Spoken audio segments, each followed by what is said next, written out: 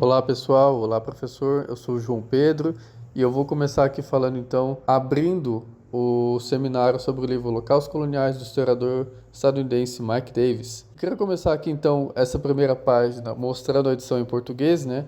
Holocaustos Coloniais, Clima, Fome, Imperialismo e Formação do Terceiro Mundo. Porque passando para o próximo slide, eu coloquei a edição original também, que traz uma diferença, né? A edição em português, ela alterou o título, né? Então, o título original, ele dá destaque mesmo pro fim da era vitoriana e para os holocaustos causados por essa era, que é o período que o autor está tratando, que é o foco dele, né?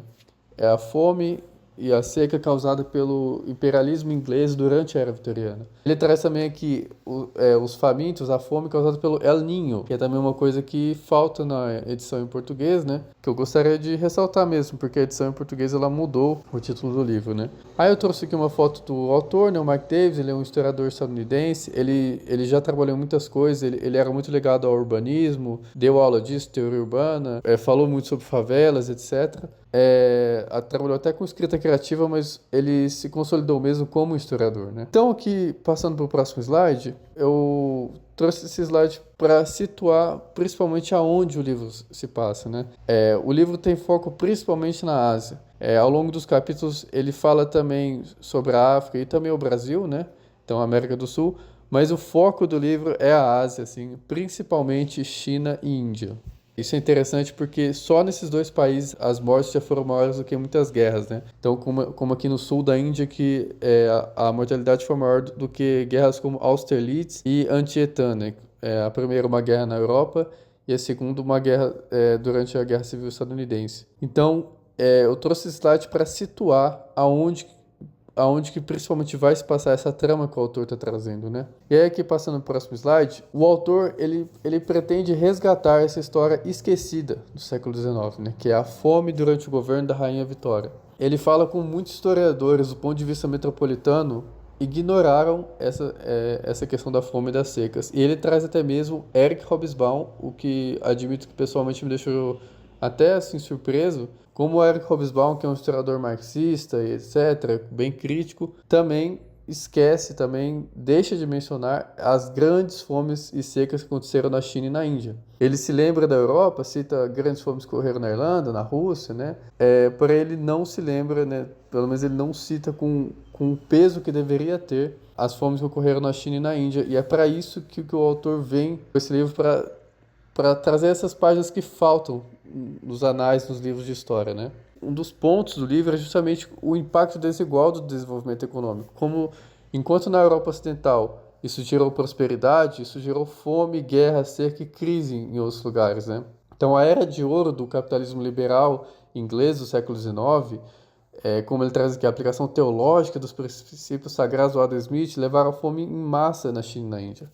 O autor ele é muito incisivo e muito irônico com relação ao Adam Smith, ao liberalismo, porque ele traz esse aspecto de como a economia ortodoxa, neoclássica, liberal, trata as coisas como se fosse só aplicar os princípios dele como se fosse uma coisa até teológica, dogmática, mas como isso não tem historicidade, ele traz essa historicidade. Ele traz como uma abertura forçada da China e da Índia, sociedades milenárias que tinham estruturas tradicionais que davam conta de sua população, foram completamente destruídas para a implantação desse novo sistema, desse novo ordenamento que é o capitalismo, para incorporar essas duas regiões enormes, importantes, com recursos, população, ao capitalismo global que se formava, né? Então, prosseguindo aqui, ele traz então justamente isso, esse contraste entre o chamado triunfo imperial, que é como a Inglaterra vê, como os países europeus veem, né?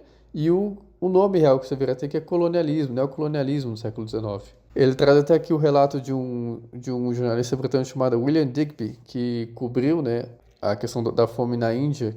Assim, os relatos são horríveis, né? As meninas, elas vão comentar ao longo dos capítulos, né? Mas ele fala que o principal monumento dos livros de história, né, da era vitoriana, do Império Inglês, vai ser as milhões de mortes necessárias de indianos. Infelizmente, né, acabou que isso não foi, né, porque conforme a obra do autor se propõe a fazer, justamente falta esse monumento enorme, essa lacuna enorme, essas páginas perdidas que são essa mortalidade absurda que o Império Inglês gerou na Índia e na China e que simplesmente não é tão lembrada, né? Só é lembrada a prosperidade, etc. Aí que continuando, ele traz o Karl Polanyi e a Rosa Luxemburg, que são dois economistas muito importantes, né? E ele traz que mesmo Polanyi falhou ao não retratar os agentes por trás dessa máquina, que foram os herdeiros responsáveis pelo desastre. E a Rosa Luxemburg ela veio justamente para falar a importância de dar os nomes, né? Que é uma coisa que o Mark Davis faz muito ao longo do livro. Ele dá os nomes de quem são os atores que fizeram todas essas atrocidades, porque isso é muito importante. Não dá para culpar só o capitalismo, existem nomes envolvidos nisso, né? E por último, o ponto-chave do livro, ele fala então que o assim chamado Terceiro Mundo nada mais é do que uma criação dos países europeus, quando quiseram integrar a economia capitalista, diversos países de forma exógena, né? Esses países da América do Sul, África e Ásia, e isso criou essa economia desigual e subordinada, chamada Terceiro Mundo. Então a desigualdade profunda entre as nações, a fome, a crise são uma invenção moderna da era vitoriana, tanto quanto as luzes elétricas, as metralhadoras, o raciocínio científico.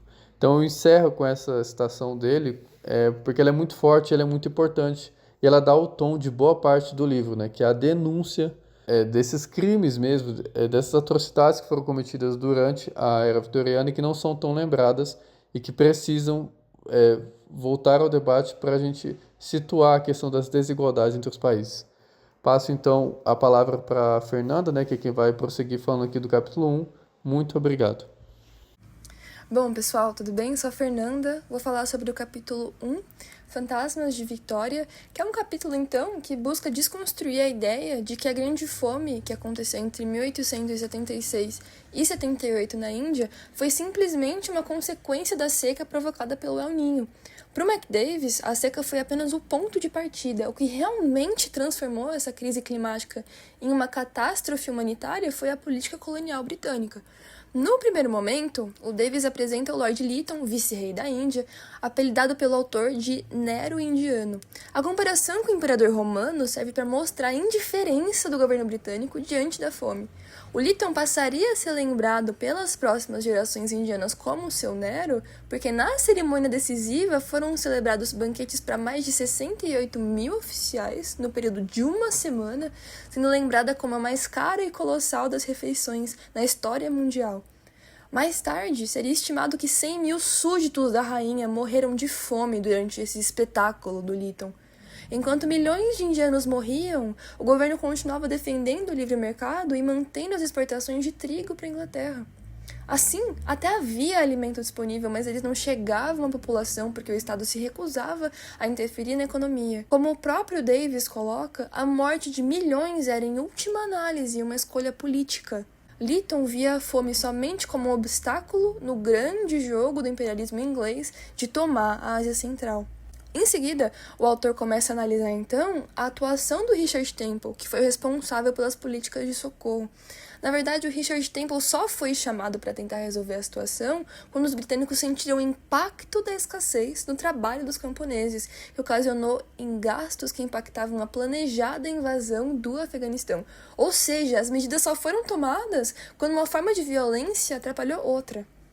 A campanha contra a fome na concepção de Lytton seria uma demonstração de que os indianos precisavam da tutela britânica por serem vistos como incapazes de resolver os próprios problemas esses que foram gerados justamente pela exploração. O Temple, então, criou um sistema de auxílio baseado em campos de trabalho, nos quais apenas quem fosse considerado apto para trabalhar recebia alimento. Só que o problema é que a ração oferecida era insuficiente mesmo para quem estava saudável, obrigando indivíduos já debilitados pela fome a realizar trabalho pesado para receber uma quantidade ínfima de comida. Para o Davis, a assistência deixou de ser um instrumento de proteção e passou a ser, então, um mecanismo de controle e mortalidade. Depois, o Davis mostra que os famintos não aceitaram passivamente essa situação. Muitos abandonaram os campos de trabalho porque perceberam que permanecer ali significava morrer lentamente. O autor chama esse movimento de greve do auxílio, interpretando essa recusa como uma forma de resistência à política colonial. Enquanto as autoridades britânicas acusavam os indianos de preguiça ou indisciplina, o Davis argumenta que essa decisão era uma resposta racional diante das condições desumanas impostas pelo governo colonial britânico. No subcapítulo Descendo do Olimpo, o Davis amplia sua crítica ao mostrar que a elite colonial que governava a Índia estava completamente distante da realidade da população. Em agosto de 1877, o Lytton voltou da sua residência de inverno no Himalaia para passar alguns dias inspecionando a situação da escassez, da qual ele tinha ciência sim, inclusive dos detalhes macabros, como casos de canibalismo. Essa foi sua primeira exposição pessoal à fome, em Madras. Um jornal local relatou que, depois de passar tanto tempo em Simla, chamada de o Olimpo indiano, o vice-rei não tinha noção da extensão da calamidade. O jornal dizia que agora o vice-rei tinha a oportunidade sim de salvar literalmente milhares de vidas e que ele poderia telegrafar para a Inglaterra para resolver a situação. Pelo contrário, ele relatou ter visto pessoas, abre aspas, gordas que não trabalhavam e que frequentavam piqueniques populares fartos, fecha aspas. Influenciados pelo liberalismo econômico, os administradores acreditavam que qualquer intervenção no mercado seria prejudicial, mesmo quando milhões de pessoas morriam de fome. Inclusive, o próprio Lytton se via como alguém no ombro de gigantes como Adam Smith, que pregava essa não intervenção no mercado por parte do Estado. Apenas quando a dimensão da tragédia passou a repercutir, então, internacionalmente, alguns setores do governo começaram a reconhecer a gravidade da situação, mas as mudanças ocorreram de forma lenta e insuficiente. Na sequência, em Multitudinária Matança, já se encaminhando para o fim, o Davis demonstra que a maioria das mortes ocorreu não apenas pela falta do alimento em si, mas pela combinação entre desnutrição, epidemias e péssimas condições sanitárias. O governo britânico frequentemente atribuía os óbitos a doenças como cólera ou malária para não chocar a população da Inglaterra ou o indiano educado, como é dito no texto, ou seja, aquele indiano que não se opunha ao sistema, mas o autor argumentava que essas epidemias só foram tão devastadoras porque a população já estava extremamente enfraquecida pela fome. Dessa maneira, separar fome e doença significava ocultar, deixar de fora a responsabilidade da administração colonial. E aí, por fim, no último subcapítulo, em Fome e Nacionalismo, o Davis mostra que essa experiência teve profundas consequências políticas. A Grande Fome fez crescer a percepção de que o domínio britânico não protegia a população indiana e sim priorizava os interesses econômicos do império. Intelectuais como Dadabhai Naoroji passaram a denunciar que a riqueza produzida na Índia era sistematicamente transferida para a Inglaterra, fortalecendo o nacionalismo indiano. Dessa forma, a fome não foi apenas uma tragédia demográfica, mas também um fator importante para o desenvolvimento da resistência ao colonialismo. E aí, em conclusão, em relação ao capítulo 1, a principal contribuição do Mike Davis é deslocar a explicação da fome do campo da natureza para o campo da política. Para ele, as grandes fomes do século XIX não foram desastres naturais, inevitáveis, mas sim resultado da combinação entre imperialismo, capitalismo e decisões estatais. A seca criou a crise, mas foi o colonialismo britânico que determinou quem iria viver e quem iria morrer. Oi, pessoal, eu sou a Andressa e eu vou apresentar para vocês o segundo capítulo do livro. Bom, ele começa esse capítulo com a apresentação das condições climáticas e das mudanças a partir do aumento e da queda da temperatura em alguns lugares, como Chile, como Jacarta na Indonésia, Shanxi na China e no Ceará, no Brasil. O autor, ele apresenta as consequentes mudanças causadas pela seca do El Niño a partir de 1878, essas mudanças que vão causar essas condições climáticas que eu falei, mas também ele vai apresentar as consequências da crise mundial que começa a acontecer nesse mesmo período por conta do estouro da bolha especulativa americana. E aí, partindo disso, ele vai analisar duas regiões específicas ao longo do texto, Shanxi na China e o Ceará aqui no Brasil. Bom, então vamos para a análise do Mike Davis sobre a região de Shanxi. Shanxi é uma região da China que teve o início de sua seca a partir de 1876. Ela inaugurou o que ficou conhecido como a Grande Fome no norte da China. Ela teve seu fim em meados de 1879, 3 anos depois de seu começo. E houve um levantamento de cerca de 5.500.000 mortos na região devido à fome. Somado à fome, o autor também nos apresenta condições do uso e do abuso da terra, como é o caso do Grande Canal. O Grande Canal da China é um dos maiores canais fluviais do mundo, considerado um dos maiores rios artificiais do planeta.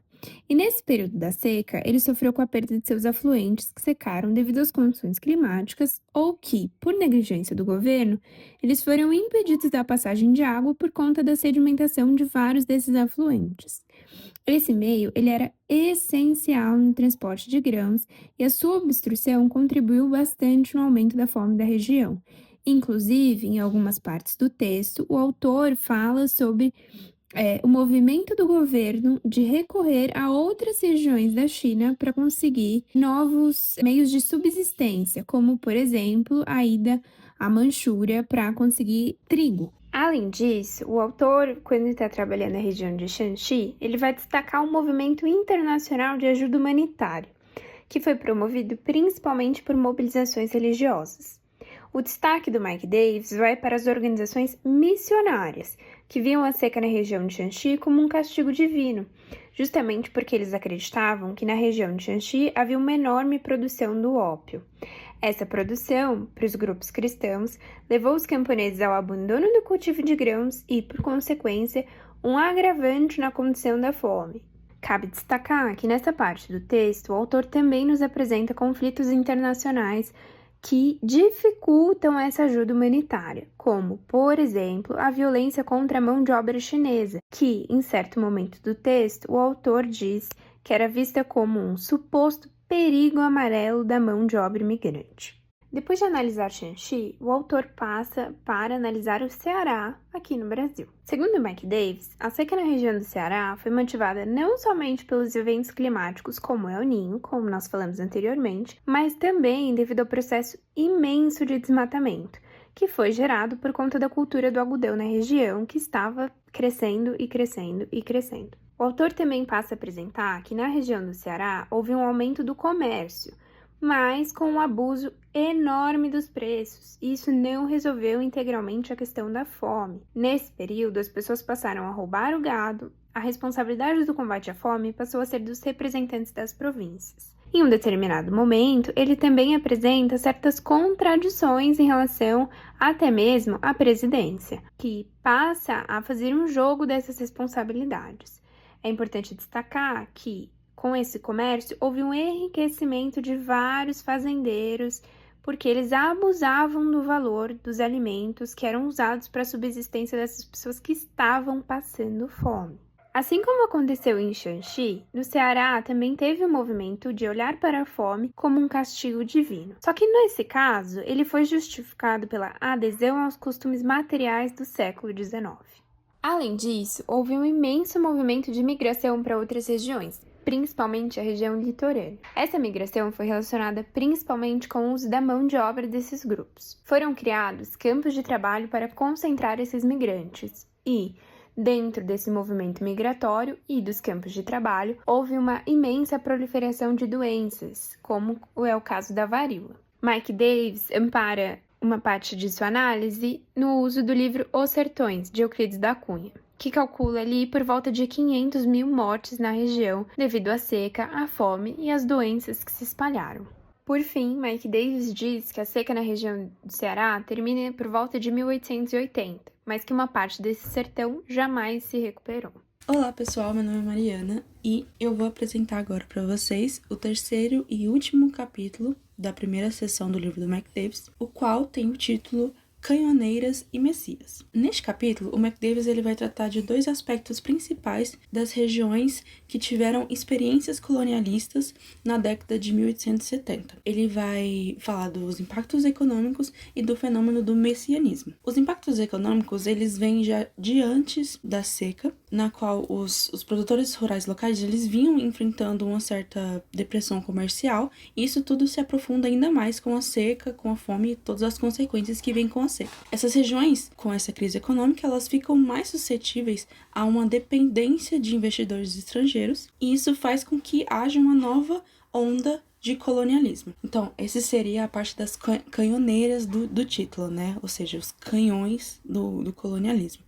Por outro lado, o messianismo, ele vem como movimentos de cunho religioso que aparecem nessas regiões que estão sendo colonizadas e que surgem como uma resposta a esse poder estrangeiro que invade as regiões. Então, como o Mike Davis, ele vai tratar desses dois aspectos? Ele vai traçar um caminho pelas regiões, por algumas regiões ao redor do globo, melhor dizendo, que são diversas regiões, sendo elas a Coreia, o Vietnã, Filipinas, as Índias Orientais Holandesas, um arquipélago asiático chamado Arquipélago de Visayas, com destaque para a Ilha de Negros, e regiões da África como o Egito e Argélia. Falando do aspecto econômico e como esse imperialismo ele explora a fome como recurso de submissão dessas regiões, o autor ele conecta todos esses casos que eu acabei de citar a partir dessa submissão imperialista e colonial.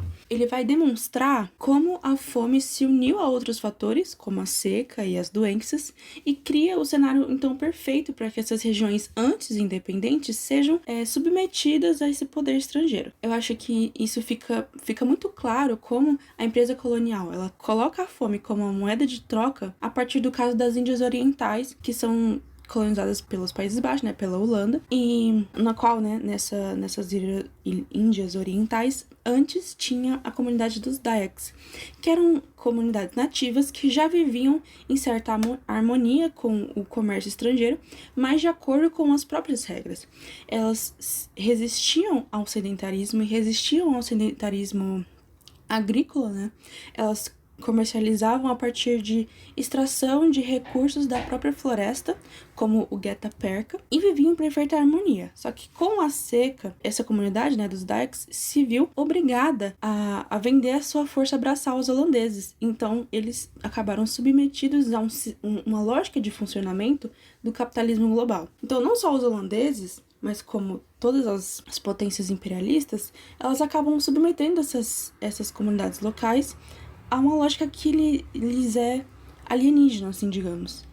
E, melhor, eles usam o mercado como uma forma de submissão, uma forma que toma uma grandeza maior do que as necessidades locais. Então, por exemplo, uma comunidade local que tenta comprar arroz para conter a inflação do arroz, porque eles precisam comer, elas são barradas pelo Conselho das Índias Orientais Holandesas, porque isso estaria estragando a integridade do livre mercado, ou seja, a regra do mercado estrangeiro ela é acima das próprias necessidades da população local. Então, nesse cenário de crueldade, né, com a população que está sendo acometida por fome e pela seca e por doenças, surgem esses movimentos de cunho messiânicos, ou seja, líderes religiosos locais, eles criam comunidades autônomas e questionam esse poder colonial. Então, nós podemos enxergar essas experiências messiânicas de cunho religioso como uma certa contestação desse poder estrangeiro que invade todas essas regiões. E é isso que a gente vai observar no trecho que eu trouxe,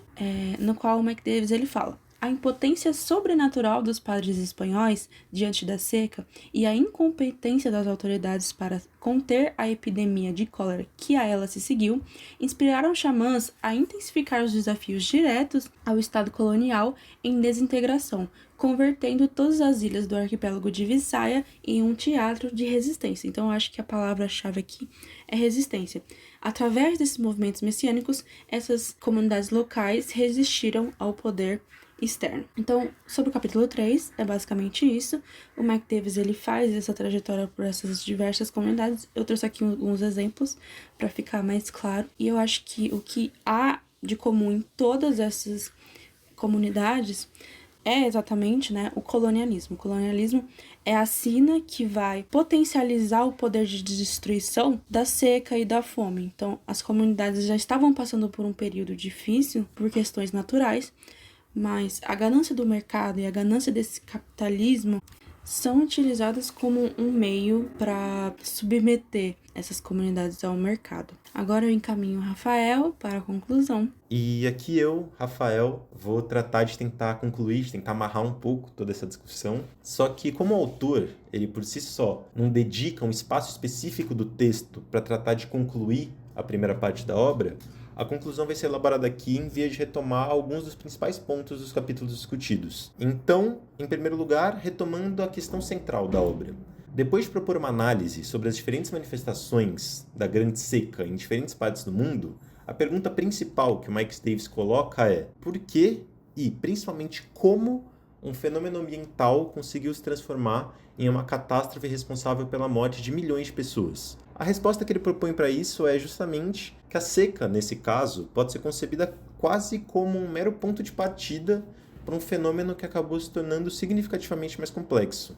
Isso porque uma compreensão verdadeira desse desastre teria que passar, na visão dele, quase que inevitavelmente por uma reflexão mais ampla a respeito das relações econômicas e políticas construídas pelo imperialismo e pelo capitalismo do século XIX. Como é que o autor constrói e sustenta a sua tese nesse caso? Ele, na verdade, começa descrevendo, em termos gerais, a dimensão global da seca. Então ele destaca que seus impactos acabaram afetando simultaneamente diferentes continentes, causando desde falhas nas monções asiáticas até secas prolongadas e muitos colapsos agrícolas, mas ele chama a atenção aqui para algumas questões interessantes. A primeira delas: outras secas já tinham acontecido em séculos anteriores, sem produzir uma mortalidade em uma escala tão gigantesca. Por quê? E a segunda questão: nas suas próprias palavras, aqui eu abro aspas, embora a quebra das safras e a falta de água fossem de proporções épicas, muitas vezes as piores em séculos, havia quase sempre um excedente de grãos em outros pontos do país ou império que poderiam, potencialmente, ter socorrido as vítimas da seca. Fecha aspas. Então, por que, nesse caso, esse socorro não aconteceu? Segundo o autor, a resposta para essas duas perguntas ela reside no predomínio das prioridades econômicas e políticas do imperialismo, especialmente na defesa do livre mercado e dos interesses da metrópole, que acabaram agindo em detrimento da preservação da vida das populações colonizadas. E como que ele faz para defender, para evidenciar essa tese dele? Como já antecipado em outras partes dessa apresentação, o autor ele passa a descrever algumas das principais manifestações desse fenômeno ao redor do mundo. E aqui eu vou retomar alguma delas. Então, no que diz respeito à Índia, o que ele faz? Ele destaca justamente que a administração britânica manteve, por exemplo, a cobrança de impostos e permitiu a continuidade da exportação de alimentos, mesmo durante a fome, em nome dos princípios do livre mercado. Esse processo se traduziu na adoção de um rígido processo de laissez-faire para a fome. E aqui eu abro aspas de novo. Por ordem oficial, a Índia tornou-se um laboratório utilitarista onde se apostavam milhões de vidas contra a fé dogmática em que mercados onipotentes superavam a inconveniência da ciência. Fecha aspas. E, no caso da China, como outro exemplo que ele dá, ele evidencia como a crise foi agravada pelo enfraquecimento do Estado diante das pressões internas e da expansão imperialista, enquanto no Nordeste brasileiro, ele mostra que a seca encontrou uma sociedade marcada principalmente pela concentração fundiária e pela ausência de políticas efetivas de assistência, ampliando ainda mais seus efeitos sobre a população. E aqui, para complementar isso, eu queria entrar em uma outra citação.